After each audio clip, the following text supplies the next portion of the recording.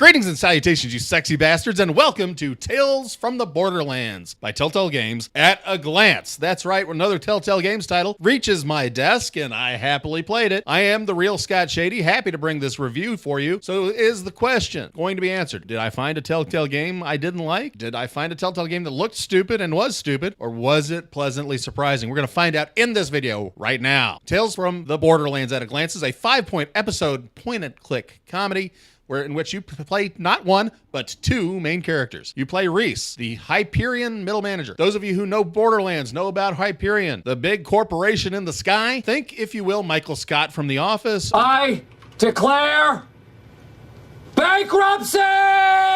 Or perhaps Rebecca Howe from Cheers. You play that guy, and he's allegedly about to get a promotion. The other main character you play is Fiona, a con artist from Pandora. Somebody like Sawyer from Lost, if you will. Or perhaps the guy who played by Peter Crouch on that show with Muriel Ellis, you know, the lady with the huge bazoombas. When she was pregnant, she looked like she was going to give birth to a baboon. She had a chest that would not quit expanding, my friends. But anyway, putting that aside, that was Fiona, although Fiona's bazooms aren't that big. Your mission, if you choose to accept it, is to find and complete a vault. Not Mary Lou Retton's vault, not the United States Gymnastics vault. This isn't where you flip over and land on your feet and then point your toes and throw your hands in the air. No! A vault is a giant room filled with treasure that happens to appear in the Borderlands franchise. You are fighting against mainly that asshole at work and a couple drug dealers. Who's the asshole at work? Why, it's a guy named Vasquez, who's actually portrayed by Patrick Warburton, who plays Joe on Family Guy.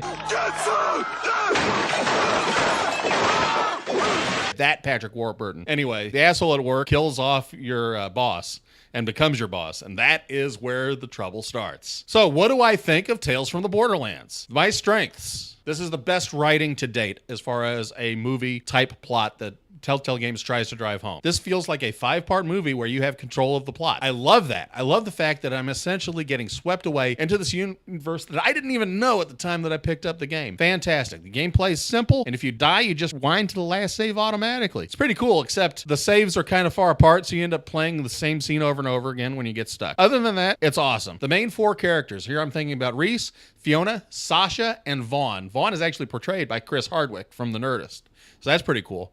Anyway, I was really invested in those characters, and I didn't want to put the controller down, which means that basically they're doing what they're supposed to do. And in the final episode, when you're facing the final big boss, you get to pick your team with some restrictions. Some of your decisions might limit your choices, so choose wisely. The weaknesses. If you don't know Borderlands, you can get confused fast. You don't know who Hyperion is, you're going to have to equate them to Walmart or Microsoft or something. If you're like me, you're going to want to bang Sasha. I mean, she just seems like hot for a cartoon, if you will. Hey, don't look at me like that. I'm perfectly well adjusted. I'm just saying that Sasha's alluring in a way, and it's well written, and a good job by Yvette, what's her name, the chick who plays her. She's actually in other Telltale games as well. The voiceover actress who plays Sasha is also in The Wolf Among Us, so you'll recognize her voice. You know what I mean. And don't look at me like that, Gordon. I'm not a perv. Some of these characters, though, seem to lack some depth. And here I'm thinking of Athena. Athena plays a vault hunter, and that's pretty cool. She's kind of a badass, but she's dullard. She's really boring. And they decided, since she was boring, I guess, to make her gay. She has a girlfriend who she's thinking about proposing to get married. But gay doesn't automatically equate to interesting. The percentages might be a little bit higher, but when you come right down to it, you can be a gay dullard just as easily as you can be a straight dullard. You know what I'm saying? So that was kind of weak. There were a couple places where I thought that the dialogue could have been improved, but it's a weakness. So what do I think? I consider at this date in late July, before they release Batman, I consider Tales from the Borderlands to be the finest written game by Telltale Games. I believe that the story really grabbed me, and by the end, I was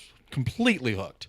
And I was surprised. I thought I was going to hate this, and I thought I was just going to slam it all over the place. I loved this game, and I give it, for the first time, we have an A on GamingAtAGlance.com. That's right, I give Tales from the Borderlands an A. Hope you enjoyed this exhaustive review of Tales from the Borderlands on GamingAtAGlance.com. I am TheRealScottShady, and we'll be back with another video before you know it.